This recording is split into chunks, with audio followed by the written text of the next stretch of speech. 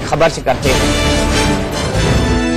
आरुषि हेमराज हत्याकांड मामले में राजेश और नुपुर तलवार की मुश्किलें एक बार फिर से बढ़ने वाली है। सीबीआई ने इलाहाबाद हाईकोर्ट के उस फैसले को सुप्रीम कोर्ट में चुनौती दी है जिसमें आरुषि के माता पिता नुपुर और राजेश तलवार को क्लीन चिट देते हुए बरी किया गया था। आपको बता दें कि इलाहाबाद हाईकोर्ट ने अपने 273 पेज के फैसले में कहा था कि गलत विश्लेषण के जरिए निचली अदालत पहले से ही मान बैठा था कि नुपुर और राजेश तलवार ने ही इस घटना को अंजाम दिया है। हाईकोर्ट ने सीबीआई के फैसले को विरोधाभास से भरा बताया था और तलवार दंपति को बरी किया था। इलाहाबाद हाईकोर्ट ने तलवार दंपति को बरी करते हुए जज की कानूनी समझ पर सवाल उठाया था। हाईकोर्ट ने कहा था कि जज ने गणित टीचर और फिल्म डायरेक्टर जैसा व्यवहार किया। नोएडा के जलवायु विहार की फ्लैट नंबर L32 में 15 और 16 मई 2008 की रात आरुषि और हेमराज की हत्या कर दी गई थी।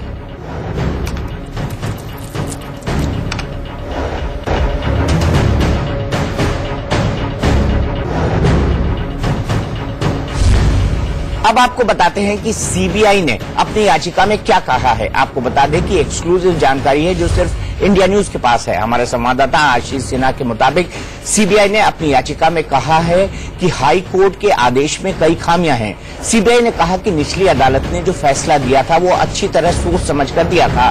सीबीआई ने कहा कि जिन परिस्थितिजन्य सबूतों के आधार पर निचली अदालत ने फैसला दिया था उन्हें अनदेखा नहीं किया जा सकता। सीबीआई ने कहा कि इस तरह के मर्डर केस में ऐसे सबूत अहम होते हैं।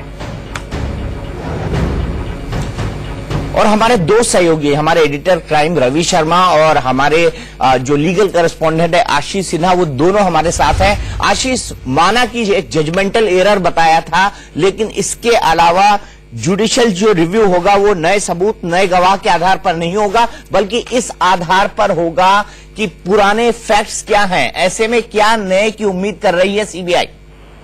देखिए, सीबीआई ने जो अपनी याचिका सुप्रीम कोर्ट में दाखिल की है दीपक जी, उसमें सीबीआई ने साफ कहा है कि जो 161 के बयान लिए गए थे, जो सीबीआई के जो अपने बयान थे, यानी जो सीबीआई के गवाह थे, उनको हाईकोर्ट ने नजरअंदाज कर दिया। वही जो बचाव पक्ष में जिन्होंने 161 के बयान दिए थे, 164 के जो बयान दिए थे, उसको रिकॉर्ड पर लिया गया था हाईकोर्ट के द्वारा। ये अहम बात सीबीआई की तरफ से कही गई है। दूसरी बात सीबीआई की तरफ से ये कही गई है कि इस तरह के जो मर्डर होते हैं, ऐसे में जो परिस्थिति के आधार पर जो साक्ष्य उभर कर सामने आते हैं वो क्रूशियल एविडेंस होते हैं। और हाईकोर्ट ने जो इस मामले में जो फैसला दिया है, हाईकोर्ट ने उसे पूरी तरीके से अनदेखा कर दिया है। सीबीआई ने यह भी कहा कि एक वेल कंसीडर्ड जजमेंट जो है वो निचली अदालत ने दिया था, जिसे हाईकोर्ट ने अनदेखा कर दिया है।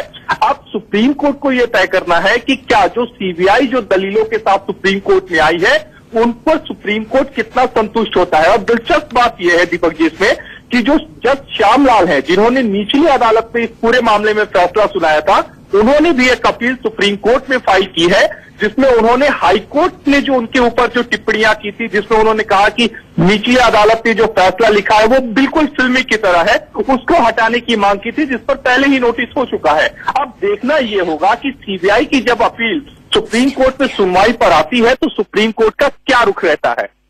ठीक है आशीष, आपने बताया कि किन फैक्ट्स के आधार पर सीबीआई गई है, लेकिन सवाल है कि इस केस का फैक्ट क्या है। हमारे सहयोगी रवि हैं जिन्होंने 2008 में इस केस को बड़े थॉरोली मेरे साथ कवर किया था। रवि, मैं आपसे ये जानना चाहता हूं कि आखिरकार ये एक अनरिजॉल्व मिस्ट्री क्यों है कि आरुषि तलवार और हेमराज का कत्ल किसने किया? देखिए, इस पूरे मामले में इतने पेचोखम आए हैं और बार बार जो प्रोसिक्यूशन है उसका स्टैंड बदलता रहा है। पहले आप जानते हैं कि ये मामला यूपी पुलिस के पास था, नोएडा पुलिस के पास था, बाद में सीबीआई को ट्रांसफर हुआ। इस मामले में सीबीआई ने क्लोजर रिपोर्ट डाली दिसंबर 2010 में, और जो श्यामलाल जज थे उन्होंने कहा कि इसी को चार्जशीट में तब्दील कर दिया, यानी जो क्लोजर रिपोर्ट थी उसको ही चार्जशीट मानकर इस केस को चलाया जाए। और नवंबर 2013 में दोनों को सजा सुना दी गई थी, यानी तलवार दंपत्ति को सजा सुना दी गई थी। तो जिस तरह से स्टैंड प्रोसिक्यूशन का बदलता रहा, उसने इस केस को अपने आप में काफी उलझा हुआ केस एक बना दिया था। और अब जब हाईकोर्ट से बरी हो चुके हैं दोनों, और उस बरी होने की सबसे बड़ी वजह जो बताई गई थी वो ये बताई गई थी कि सबूत सामने लाने की जिम्मेदारी यहाँ पर जो अभियुक्त हैं उनके ऊपर डाल दी गई थी। और ये सबसे बड़ा पॉइंट था हाईकोर्ट का, जिसके आधार पर तलवार दंपत्ति को बरी किया गया था, क्योंकि इस परिस्थिति सर्कमस्टेंशियल एविडेंसेस थे इस मामले में, और उस मामले में ठोस सबूत कोई सीबीआई लेकर सामने नहीं आ पाई थी। तो अब देखना होगा कि सीबीआई क्या नई फाइंडिंग्स के साथ सुप्रीम कोर्ट गई है। अगर ये पुरानी ही दलीलों के साथ वहां पर गई है तो सुप्रीम कोर्ट का फैसला अपने आप में देखने लायक रहेगा।